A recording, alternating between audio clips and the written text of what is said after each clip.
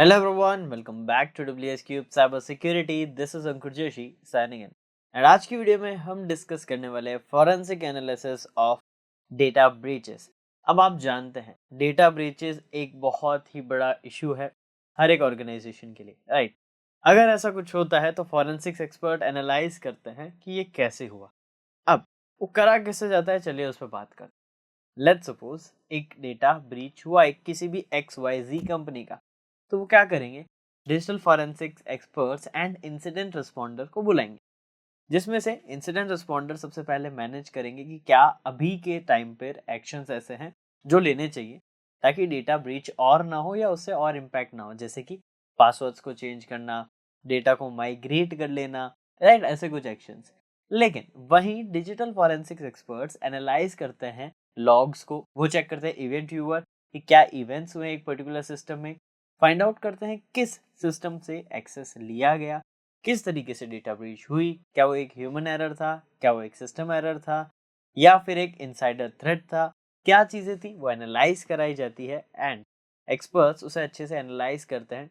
फिर उसी के बाद ये सब चीज़ें अगर पता चलती है तो वहाँ पर इन्वेस्टिगेशन फर्दर बढ़ती है, और अगर नहीं तो नेटवर्क को भी एनालाइज किया जाता है ताकि नेटवर्क के अंदर जो सिक्योरिटी इश्यूज है वो पता करे जा सके।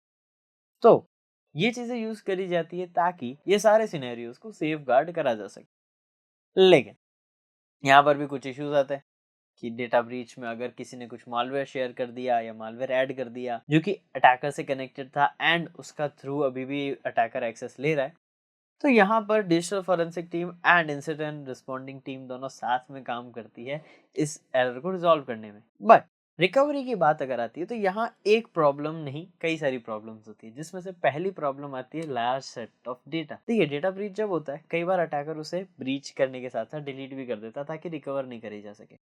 अब इतना ज़्यादा डेटा सेट रिकवर करने में बहुत टाइम एंड बहुत एफर्ट लगता है, क्योंकि आपको भी पता है एक कंपनी का डेटा कोई इतना छोटा तो होगा नहीं कि इजीली रिकवर हो जाए, काफ़ी ज़्यादा बड़ा डेटा होता है। इसी वजह से रिकवर करने में मुश्किल आती है और एनालाइज करने में भी, क्योंकि आर्टिफैक्ट्स इकट्ठा करेंगे, उसे एनालाइज करेंगे तो टाइम लगेगा, राइट? वो टाइम लगता है, ये एक पहला मेजर इशू आता है। Second issue data encryption. Data encrypted है तो ये सेम प्रॉब्लम अराइज होगी कि डेटा मिल भी गया तो भी उसे इंक्रिप्शन को तोड़ना पड़ेगा, तो वो कॉम्प्लेक्स हो जाएगा। थर्ड आती है अटैकिंग टेक्निक कि भाई हैकर ने कौन सी टेक्निक यूज करी। अगर यहाँ पर कोई advance level of technique use करी है जिसमें परसिस्टेंट लेवल अभी भी है, यानी वो अभी भी चीजों को कंट्रोल कर पा रहा है, यहाँ पर प्रॉब्लम आ सकती है। या फिर सेकेंडली उसने कुछ ऐसी टेक्निक यूज करी है जिसमें लॉग्स को भी क्लियर करा है, तो भी यहाँ प्रॉब्लम आ सकती है। ओवरऑल अटैक कैसे करा गया है, उसकी कॉम्प्लेक्सिटी, उसका हायर सेवरिटी लेवल, वो सारी चीजें डिटरमाइन कराती है कि किस तरीके से आप उस डेटा ब्रीच को रिकवर करेंगे। अब अगर ऐसा है तो हम करें क्या? देखिए, पहला तो सेफ्टी मेथड्स को देख लेते हैं। स्ट्रॉन्ग पासवर्ड आपको रखना इंपॉर्टेंट है, आपके सारे पासवर्ड स्ट्रॉन्ग रहने चाहिए ताकि पासवर्ड अटैक करके कोई अटैकर ब्रीच नहीं कर सके।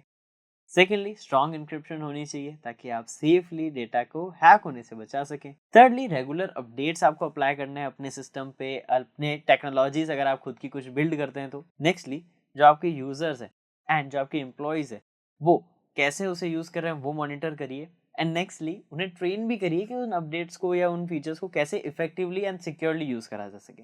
ये चीजें आपको ब्रीच होने से बचाएगी। अब जब डेटा ब्रीच हो चुका है तब यहाँ पर आप लीगल टीम का ही सपोर्ट लेंगे डेटा के लिए आगे फर्दर लीगल एक्शन लेने में। बट डिजिटल फॉरेंसिक टीम उस डेटा को रिकवर करके पता लगाने की कोशिश करेगी अटैक करा किसने है। इंसिडेंट रिस्पॉन्डिंग टीम पता करेगी उस समय सिचुएशन को हैंडल कैसे करा जाए। तो ये सारी चीजें होती है during and data breach. Hope आपको सारी चीजें क्लियर हो गई हो। इन फ्यूचर जब आप ग्रो करके किसी ऑर्गेनाइजेशन पे जाएंगे इन चीजों का आपको ध्यान रखना है, और अगर करंटली आप किसी ऑर्गेनाइजेशन में हैं तो वेल एंड गुड, आपको इन चीजों का बहुत ध्यान रखना है। सो होप आपको क्लैरिटी हो गई हो सारी चीजों की। तो आप ज्वाइन कर सकते हैं WSCH बैच, क्योंकि यहाँ पर हम 20+ प्रीमियम मॉड्यूल्स में कई सारे हैकिंग टिप्स एंड ट्रिक्स को सीखते हैं, स्किल सेट गेन करते हैं, मल्टीपल चीजें आपको अपस्किल करने के लिए भी प्रोवाइड कराई जाती है, जैसे आपके क्लासेस की recording, notes, assignment, cheat sheets, projects and various things जो कि आपको ओवरऑल ग्रो करने के लिए जरूरत है। तो ये सारी चीजें आपको ड्यूरिंग द बैच प्रोवाइड कराई जाती है। और भी कुछ सरप्राइजेस है बट वो आपको मैं वीडियो में नहीं बताऊंगा, ये चीजें हम क्लासेस में डिस्कस करेंगे। एंड अगर आप इंटरेस्टेड हैं तो दिए गए नंबर पे आप कांटेक्ट कर सकते हैं, डिस्क्रिप्शन में और भी डिटेल है, so do check them out. मैं मिलूंगा अब आपसे नेक्स्ट वीडियो में और informative amazing and knowledgeable cyber security related content के साथ। Till then, this is Ankur Joshi signing of.